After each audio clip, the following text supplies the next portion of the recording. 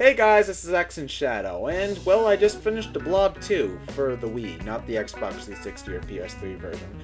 If there's any major differences, I'm sorry, but I'm pretty sure there isn't, so my review is for this Wii version is pretty much the same as my review for the PS3 and Xbox 360 version. But yeah, I just beat the game, and my final verdict is it's good, not perfect, but good. So anyway, yeah, if you played the first Blob game, you'll know that it was a nice breath of fresh air when it comes to the world of platformers. It was new, it was unique, and it was something different, thank God. In a world dominated by Mario, Sonic, well, Mario and Sonic, it's nice to see a 3D platformer coming out there, doing something new, and actually succeeding. The Blob 1 actually sold a decent amount of copies. But yeah, the Blob 2. Now, I should just say that they have changed a few things gameplay-wise. First off, now you have a charge attack, which lets you ram into enemies. It's useful, but not to the point where it's game-breaking, which is good. Second off, instead of using motion controls to jump, you now press a button. That's probably just so that it could keep the multi-platform thing going. And, well, for the most part, that's good, you know. In the first game, you had to use the motion to jump, which was a little wonky at times. But however, and so being able to jump with a button I found was a very good improvement. But however, there's a move in the game called the slam attack, I think. Well, it's not the slam attack, but it's an attack where you pretty much lock onto an enemy and slam into them. In the first game, you did that by smashing the Wii remote, and I actually liked that a lot better than in this game. In the Blob 2, you just press a button. In the first game, it was a lot of fun just like smashing it with the Wii mode. It was one of those weird immersion type things, and actually when I picked up the Blob 2, I sort of habitually tried to smash, and then when I figured out that I had to press a button, I was like, oh, I liked smashing. It's one of those instances where I felt something was lost when without the motion controls, but it's not a game breaker. Also, you have the ability in the Blob 2 to upgrade your stats by collecting inspiration tokens, which are just these little light bulb things scattered about the level.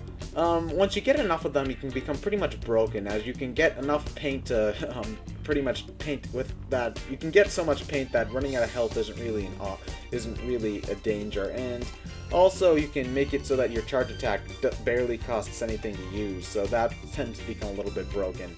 But thankfully, the inspiration tokens are somewhat hard to find, so you're not going to break the game too early.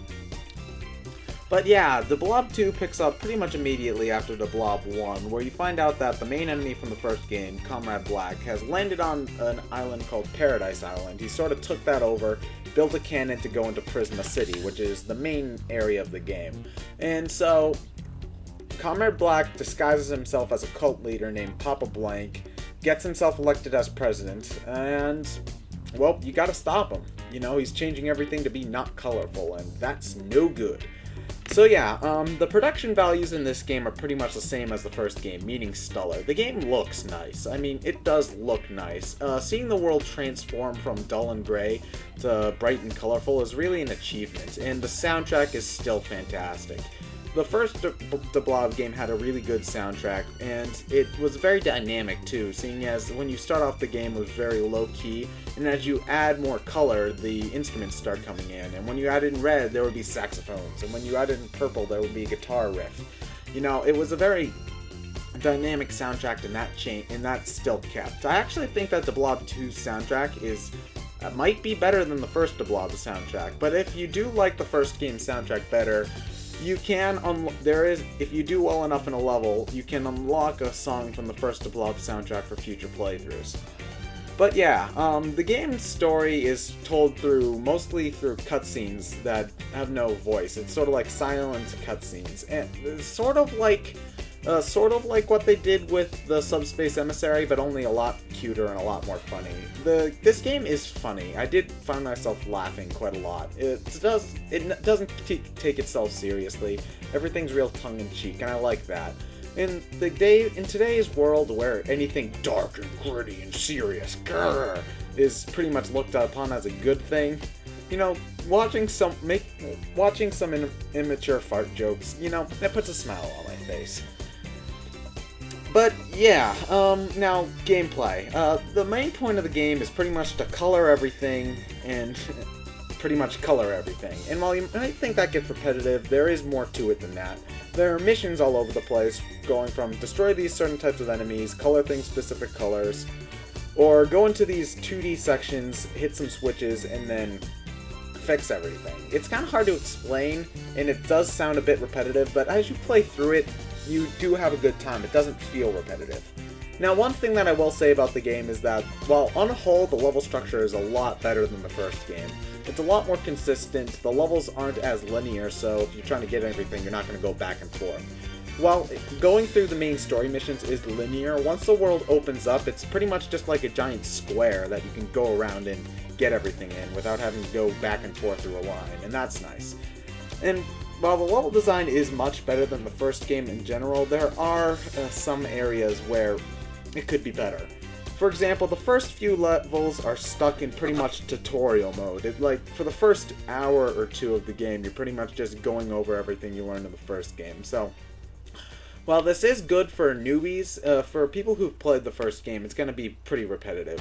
And also, some levels are definitely better than others. Like, for example, the college-themed level was really good, the Senate level's really good, the Frozen level's really good. Most of the levels are good, but there are some that are just, ugh. The Soda Tower level, you suck. The problem with that level specifically is that there are bottomless pits all over the place, and the way the Blob controls does not really work well with having tons of bottomless pits all over the place.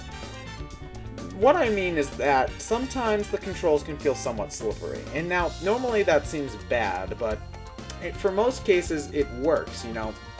The way that the control works, it works with how the game's supposed to play most of the time, but when you've got lots of bottomless pits all over the place, you find yourself jumping into them accidentally a lot, whether it's due to the wall running not working the way you want it to, or whether it's due to the camera fucking up.